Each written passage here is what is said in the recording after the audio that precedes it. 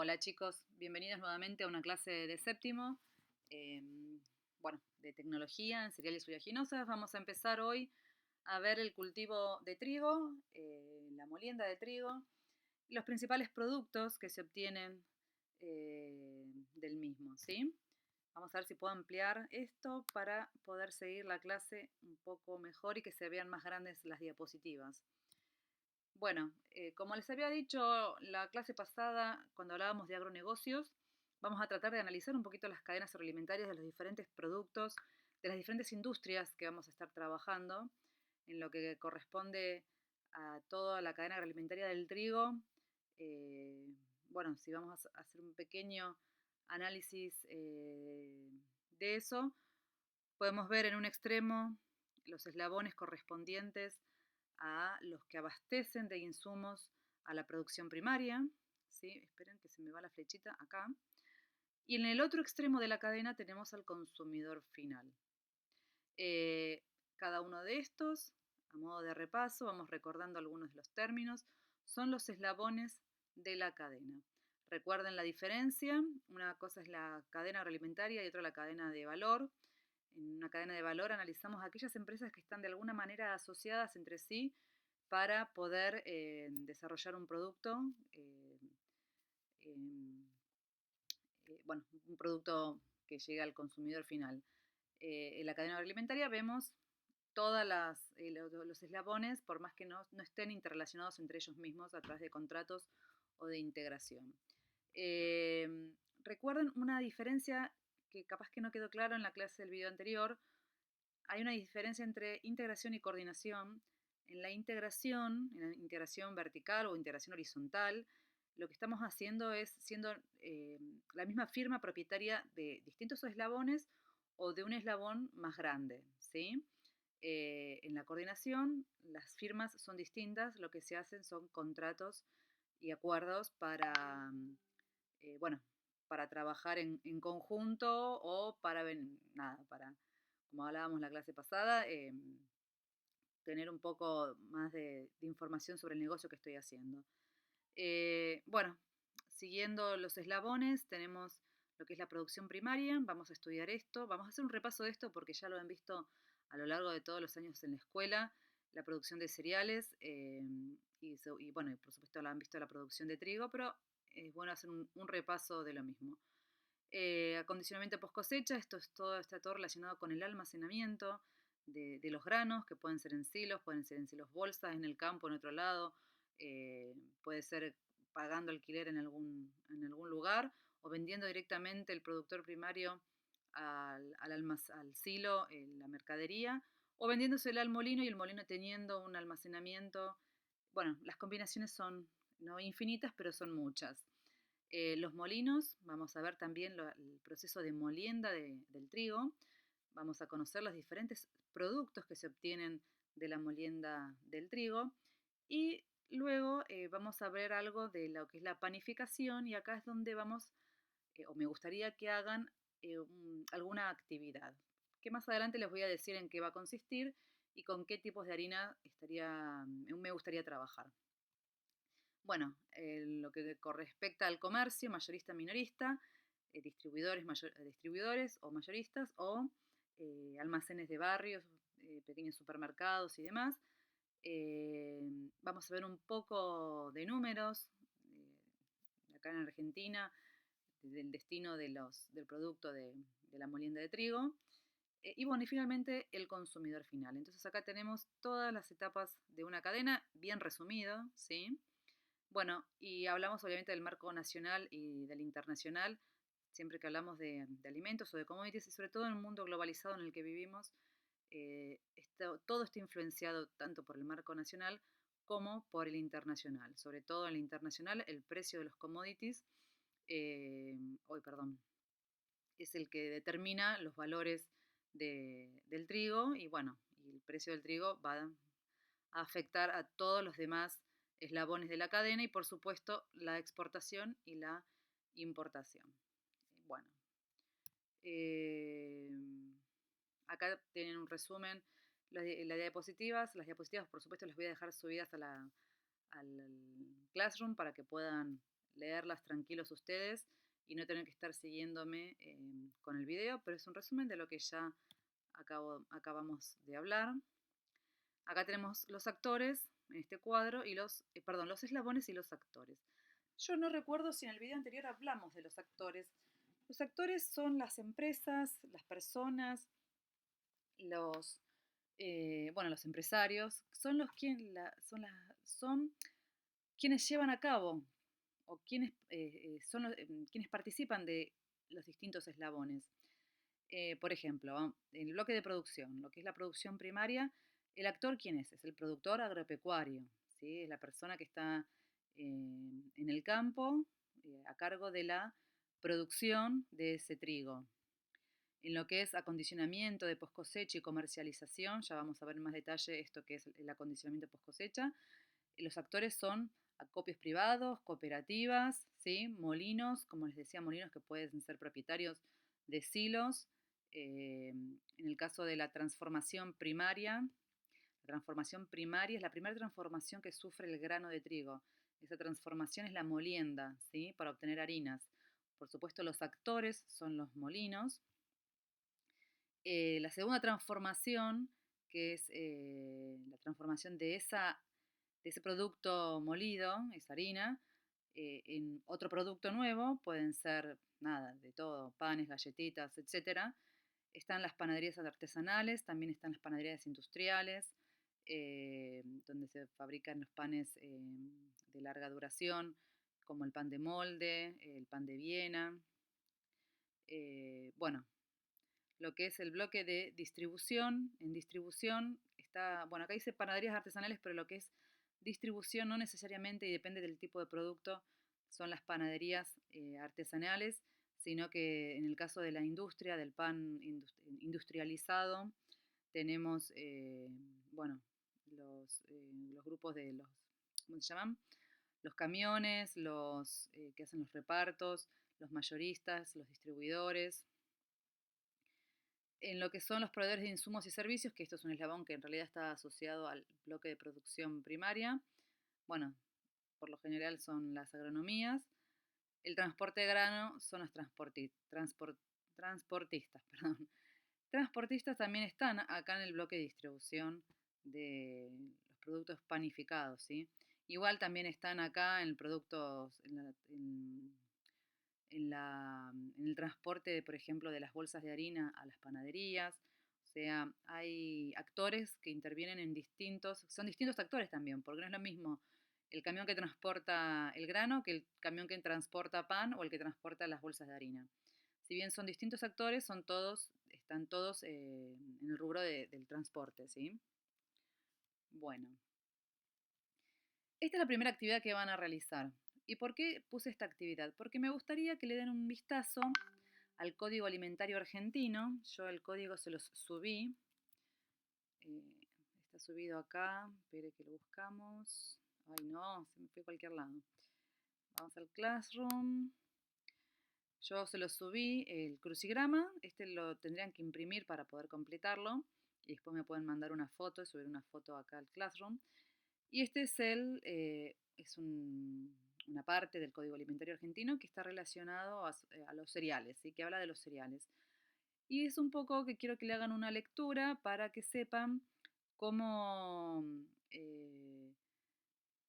cómo son los términos, las palabras que se usan, qué es harina, qué es un cereal, qué es una sémola, a qué se denomina cada una de esas cosas para, bueno, por supuesto, uno expresarse con propiedad. Así que con este pequeño juego del crucigrama van a empezar a van a empezar a leer el Código Alimentario Argentino. Creo que no les tengo que explicar lo que es el Código Alimentario Argentino, ya lo tienen que haber visto probablemente con Gaby, con algún otro profe. Eh, pero bueno, ahí está registrado todos los términos y las denominaciones de todos los alimentos y, bueno, nada, que corresponden a nuestro país, ¿sí? Bueno, vamos a empezar ahora sí hablando del trigo. En realidad vamos a empezar hablando de los cereales. La palabra cereales viene de la palabra Ceres. Ceres era esta mujer de acá, era la diosa de la agricultura. bien que llevan una mano una hoz. La hoz se usaba antiguamente para cortar el tallo de los cereales. Acá por el fondo de la imagen pueden ver que hay muchos cereales, ¿sí? Bueno, por lo general es el trigo, puede haber cebada. Bueno, ¿qué son los cereales? Son gramíneas. Ahora vamos a ver algunas imágenes. Las gramíneas son muy fáciles de reconocer porque tienen unas características muy similares, todas ellas. Eh, y bueno, ahora en la próxima diapositiva les voy a mostrar unas imágenes para que las identifiquen bien. Otra de las características que tienen los cereales es que los granos, o sea, las semillas, son la base de la alimentación humana y del ganado. Generalmente se la consume en forma de harina, ¿sí? Eh, Otra de las características que tienen los cereales es que es muy difícil separar la semilla del fruto. Vieron que ustedes cuando comen una manzana fácilmente identifican el fruto de la semilla. En el caso de los cereales es prácticamente todo lo mismo, ¿sí? No hay una distinción entre el fruto y la semilla. O sea, la semilla está cubierta de unas pequeñas cascaritas, por así decirlo, que ya vamos a verlo con bien las características de esto, eh, pero no podemos distinguir uno del otro. Bueno, las especies de cereales más importantes en el mundo y más cosechadas son el trigo, el arroz y el maíz. Y también tenemos cebada, centeno, avena y sorgo. Esos son los principales cultivos de cereales que se producen para su consumo. Y acá tenemos algunas imágenes de gramíneas, ¿sí? Todo lo que ven acá son todas gramíneas. Las gramíneas tienen una estructura así de caña, con hojas lanceoladas que salen como si fueran de una vaina. Eh, Tienen todas la floración de las gramíneas, tienen esta característica, esta estructura de espiga, con espiguillas adentro donde está la flor. Bueno, esto puede variar, por ejemplo, en el caso del maíz, la flor femenina y la masculina no están en la misma flor, como sí sucede en el trigo.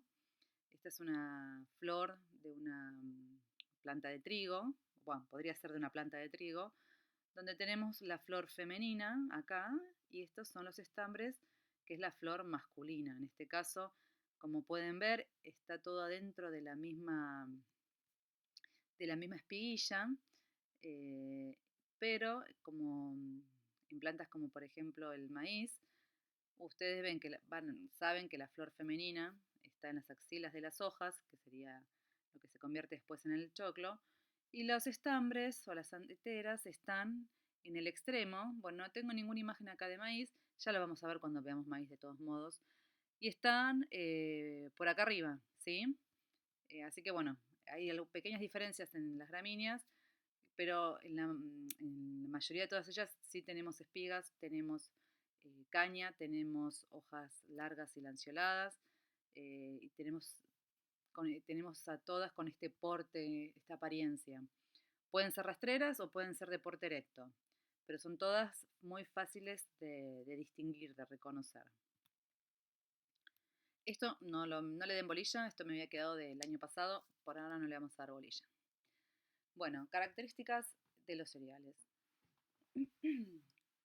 Resumiendo, como habíamos dicho antes, comprende los frutos de plantas herbáceas de la familia de las gramíneas que se cultivan por la aptitud de sus granos, ¿sí?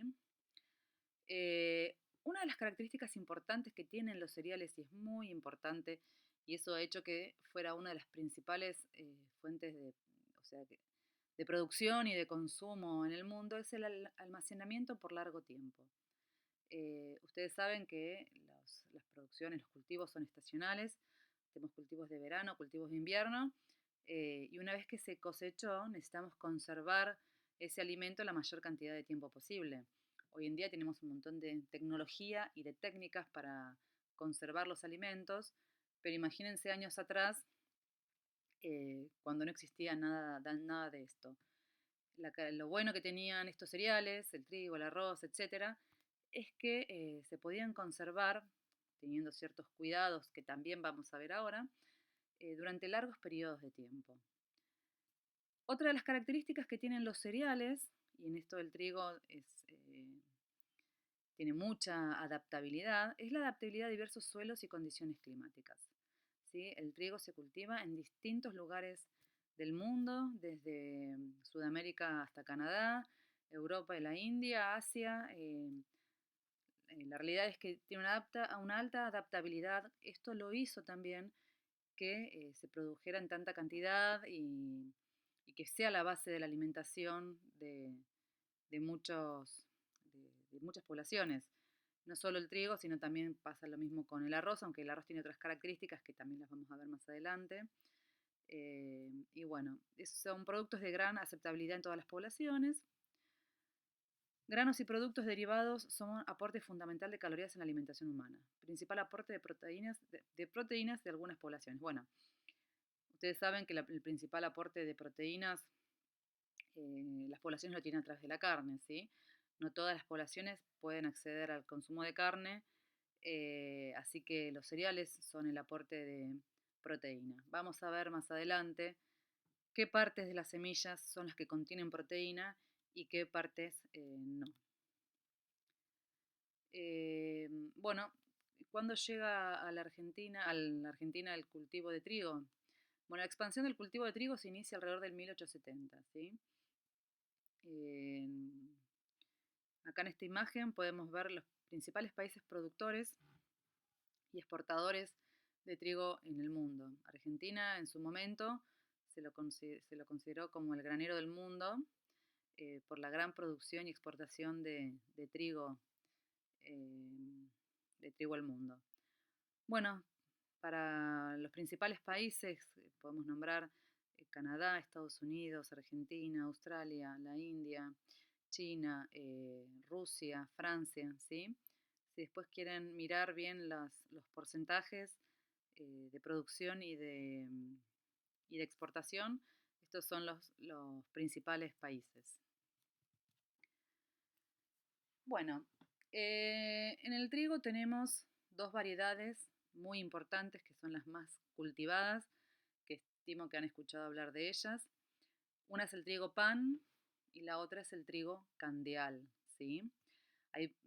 La palabra candial es muy probable que la hayan escuchado en publicidades de pastas, pero bueno, para que tengan conocimiento de esto, el nombre científico del trigo pan es el Triticum aestivum. Triticum a todos los trigos, todos los nombres los nombres científicos del trigo son Triticum. Y después cada variedad de trigo tiene distintos nombres.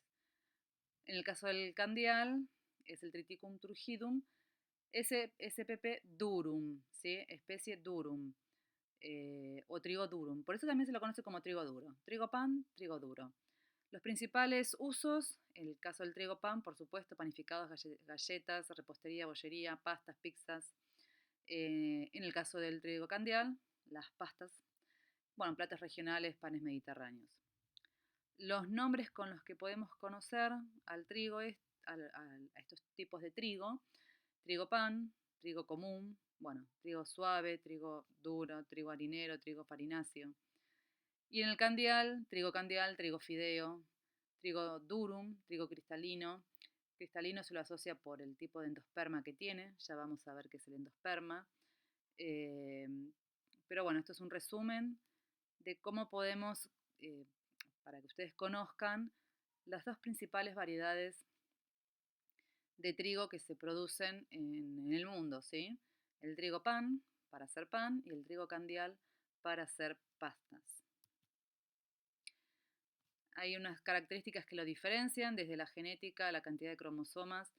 Ustedes saben que, bueno, los trigos han sido modificados a lo largo de 7.000 años aproximadamente por el hombre, ¿sí? En esas modificaciones. Se podría decir, cuando decimos que el trigo tiene 42 cromosomas y es un hexaploide, en el caso del trigo pan, es algo así como un Frankenstein, al que se le fueron agregando, se lo fue combinando con distintas variedades de trigo De hecho, es probable que el trigo pan haya derivado del trigo candial por combinaciones con trigos salvajes y se llegó a los trigos actuales. En el caso del trigo pan, lo que se ha favorecido en el cruzamiento es la obtención de gluten, ¿sí? Para mejorar la calidad, aumentar la calidad panadera de esos panes. Bueno, y en el caso de la morfología de estos dos tipos de trigo, si bien son similares, lo que diferencia bastante a uno del otro es el tipo de endosperma. Uno es harinoso, que es el trigo pan, el trigo blando, y otro es vítrea, que es la del trigo candial. Los trigos harinosos son más elásticos, más blandos, los trigos de endosperma vítreo son más duros. Esto le da una característica importante a la pasta para que al hervirla en agua no se desarme, ¿sí? Se mantenga más, no me salen las palabras, bueno, más aglutinado, más compacto la masa y no se desarme al hervirlo en agua. Eh, bueno, el trigo pan tiene una harina de color más blanca y más pulverulenta y el trigo candial es más amarillento y la granulometría es un poquito más gruesa, ¿sí? Eh, bueno, no sé si han podido ver alguna vez, lástima que no estamos en clase, lo que en imágenes en internet es fácil de encontrar, pero está bueno a veces verlo personalmente, esa diferencia de color entre un tipo de harina y el otro. Bueno, con respecto a la producción en el mundo de trigo pan y trigo candial, lo que está pintado de verde es la producción de trigo pan y en rosa lo que es la de trigo candial. Se produce mucha más cantidad de trigo para hacer panificados que para hacer pastas, ¿sí? Bueno, el trigo candial, datos así interesantes. En Argentina tenemos un consumo de 8 kilos por habitante por año. Molinos Río de la Plata es el líder interno en lo que es la producción de harinas para trigo y de fideos y de pastas secas de trigo candial, ¿sí? Bueno, la principal región de producción de este tipo de trigo, Buenos Aires, La Pampa, San Luis, fundamentalmente en esta sección, en esta parte de la provincia de Buenos Aires. Esta es la evolución de la producción de trigo candial a lo largo de la historia. Bueno, ha bajado, se ha producido mucha mayor cantidad años atrás. Hoy en día está bastante estable, sube, baja, eh, pero bueno. El consumo de pastas en el mundo. ¿Quién puede estar primero en el consumo de pastas en el mundo? Bueno, Italia, con 26 kilos de pasta por persona. Argentina está por acá y bueno, de modo así interesante para chusmear cómo es el consumo de pastas en el mundo. Eh, bueno, la producción, vamos al trigo pan ahora. La principal provincia productora en Argentina de harina para trigo pan es Buenos Aires, seguida de Córdoba y Santa Fe. En este mapa podemos observar las zonas de producción, ¿sí? Y la ubicación de los molinos. Tengan acá, por esta zona, está el puerto de Rosario, así que es factible que acá hayan molinos grandes. Los circulitos más grandes indican que hay más cantidad de molinos. Los circuitos chiquititos son menos cantidad de molinos. Pero bueno, la molienda de trigo se concentra por esta zona y un poco por esta. Y es posible que en esta zona, como esta zona es de mayor producción de trigo candial, sean molinos de producción de harinas para pastas. Bueno, ¿qué tenemos acá? Porcentaje de molienda por provincia. Buenos Aires, bueno, esto es lo que a lo largo de los años, como que el porcentaje que representan las principales provincias productoras de harina acá en Argentina. Por supuesto, Buenos Aires, ¿sí?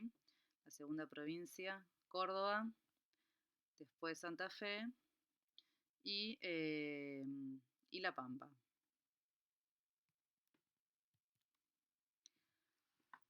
Vamos a ver ahora un poco lo que es el cultivo y el crecimiento del trigo. Un resumen, esto lo que sería es un resumen de la producción de trigo para que recuerden un poco en qué consistía el crecimiento de esta planta, ¿sí? Saben que es un cultivo de invierno, que se siembra en otoño.